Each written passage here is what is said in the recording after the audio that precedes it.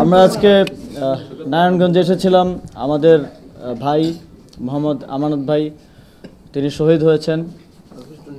9 দিন ধরে তাকে শনাক্ত করা যায়নি, আজ শনাক্ত করা গিয়েছে এবং তার আত্মার মাগফিরাত কামনা করতে এবং জানাজায় অংশগ্রহণ করার জন্য।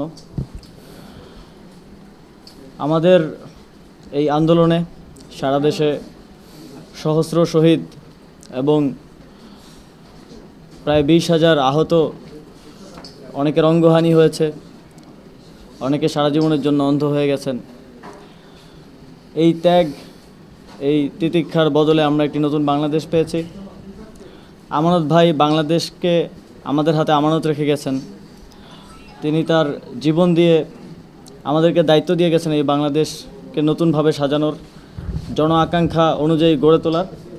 আমরা সেই দায়িত্ব পালন করতে বদ্ধপরিকর এবং বৈষম্য বিরোধী আন্দোলন এবং গণপ্রজাতন্ত্রী বাংলাদেশের অন্তর্বর্তীকালীন সরকার এই বাংলাদেশ গড়ার এই পথে একসাথে চলবে এবং যারা আমার ভাইদেরকে এভাবে শহীদ করেছে, আহত করেছেন, তাদের বিরুদ্ধে ব্যবস্থা নেওয়া হবে এবং তাদের প্রত্যেকের বিচার নিশ্চিত করা হবে। যেই হুকুমের আসামিরা এই হত্যাকাণ্ড ঘটিয়েছে তাদের অনেকেই গ্রেফতার হচ্ছে, আপনারা দেখেছেন। আরও অনেককে আইনশৃঙ্খলা রক্ষাকারী বাহিনী খুঁজছে, দ্রুতই তাদেরকে গ্রেফতার করা হবে। এবং আমরা দেখতে পাচ্ছি পার্শ্ববর্তী দেশ ভারতে বসে বসে ফ্যাসিবাদী সরকারের যে প্রধান, এই হত্যাকাণ্ডের মূল হোতা শেখ হাসিনা, সেখান থেকে উস্কানিমূলক বক্তব্য দিচ্ছে। আজকে বাংলাদেশে একটি উস্কানিমূলক পরিবেশ সৃষ্টির চেষ্টা করা হয়েছিল, কিন্তু জনগণ স্বতঃস্ফূর্তভাবে তা রুখে দিয়েছে। সেখানে আইনশৃঙ্খলা বাহিনীরও প্রয়োজন পড়েনি। আমরা স্পষ্টভাবে বলতে চাই, দেশকে অস্থিতিশীল করার যে কোনো চেষ্টা যদি পরাজিত শক্তি করে, বাংলাদেশের জনগণই তা রুখে দিবে। বাংলাদেশের জনগণ যে স্বাধীনতা অর্জন করেছে সেটি রক্ষা করার দায়িত্ব তারাই নেবে। আবারও শাহ আমানত ভাইকে, মোহাম্মদ আমানত ভাইকে স্মরণ করতে চাই। এই শহীদদের বিনিময়ে, তাদের জীবনের বিনিময়ে এই বাংলাদেশ আমরা পেয়েছি। বাংলাদেশের প্রত্যেকটি নাগরিকের দায়িত্ব এই শহীদদের সম্মান রক্ষা করা এবং বাংলাদেশকে গড়ে তোলায় কাঁধে কাঁধ মিলিয়ে এগিয়ে চলা।